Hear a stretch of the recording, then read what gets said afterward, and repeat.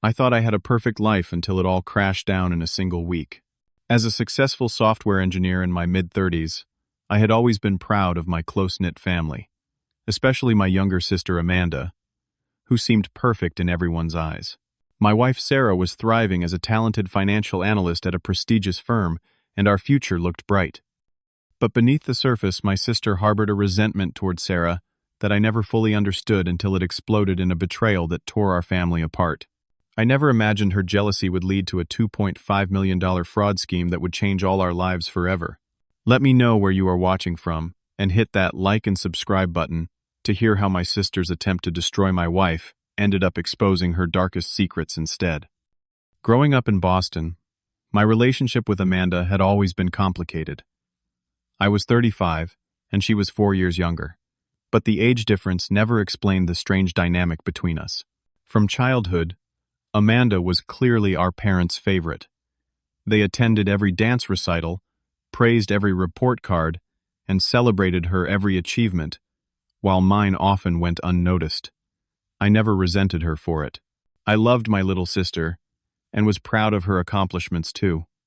But looking back, I should have recognized the pattern of competitiveness that was always there bubbling beneath her perfect smile. I met Sarah at a tech conference in San Francisco 7 years ago. I was presenting a paper on software security protocols, and she was there representing her financial firm interested in new security measures for their systems. When she asked the most insightful question during my Q&A session, I was immediately intrigued. We ended up talking for hours at the hotel bar afterward, connecting over our shared love of puzzles and problem-solving. Her brilliant mind and kind heart captivated me. 3 months of long-distance dating later, I relocated to be closer to her, and within a year, we were married in a small ceremony, with just family and close friends. Sarah was excelling at Meridian Financial, one of the most prestigious financial firms in the country. She had an analytical mind that could spot patterns and inconsistencies that others missed, which made her exceptionally good at her job. Each promotion she earned was the result of dedicated work and genuine talent. I watched her grow from a junior analyst to leading her own team, proud of every step she took. When I first introduced Sarah to my family, everyone seemed to adore her. My parents welcomed her warmly, and Amanda appeared genuinely happy for me. The first few family gatherings were pleasant, with Amanda asking Sarah about her job and seeming interested in her career. They even developed what looked like a friendship, occasionally meeting for lunch or shopping when Amanda was in town. I remember feeling grateful that the two most important women in my life got along so well. The shift happened so gradually that I barely noticed it at first. It began around the time Sarah received a major promotion at Meridian, becoming the youngest team leader in the company's history. During the family dinner where we announced the news, I caught a flash of something dark cross Amanda's face, before it was quickly replaced with a smile that did not reach her eyes. Her congratulations sounded hollow, and she quickly changed the subject to her own recent achievements at work. 6 months after that dinner, Amanda surprised us all by announcing she had accepted a position at Meridian Financial, not in Sarah's department, but in account management, overseeing several major corporate clients. Sarah was genuinely supportive, offering to help Amanda navigate the company culture and introducing her to key people. I remember feeling relieved, thinking this might bring them closer again. I could not have been more wrong. Family gatherings became increasingly tense. Amanda would make subtle digs at Sarah, questioning her decisions, or making backhanded compliments about her clothes or our home. When I confronted Amanda privately about it, she laughed it off, saying I was being oversensitive and that she and Sarah had a perfectly fine relationship. Sarah, not wanting to cause family discord, downplayed the tension whenever I brought it up. She would say, "Families are complicated, Chandler. It is fine. I can handle a little attitude." My parents remained oblivious to Amanda's behavior. In their eyes, she could do no wrong. When tensions flared during holidays, they always found a way to take her side or explain away her actions. "Amanda is just stressed about her new job," they would say. Or, "She has always been passionate. You know how she gets when she is excited about something."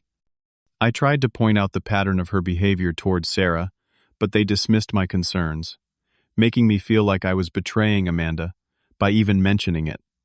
In retrospect, all the warning signs were there. The way Amanda would stare at Sarah when she thought no one was looking, how she began to dress similarly to Sarah at company functions. The increasing frequency with which she would mention being assigned to important clients or projects at Meridian, always with a pointed look in Sarah's direction. It was as though she was not content with her own success. She needed to diminish Sarah's to feel superior. But even with these signs, I never could have predicted how far she would go to sabotage the woman I loved. The real trouble began about 18 months after Amanda started at Meridian. Sarah had been assigned to lead a major audit project reviewing accounts worth millions to ensure compliance with new financial regulations. She was working long hours, often bringing work home and staying up late, poring over spreadsheets and financial records. She was stressed but excited about the responsibility. This project could mean another promotion if she handled it well. 3 weeks into the audit, Sarah came home looking troubled. When I asked what was wrong, she hesitated before confiding in me. She had found some discrepancies in accounts managed by Amanda's department. Nothing definitively wrong, but unusual patterns that raised red flags in her experienced eyes. Small amounts moved between accounts in ways that did not align with stated client activities. Timestamps that did not match reported transactions. It might be nothing, she told me. Her forehead creased with worry.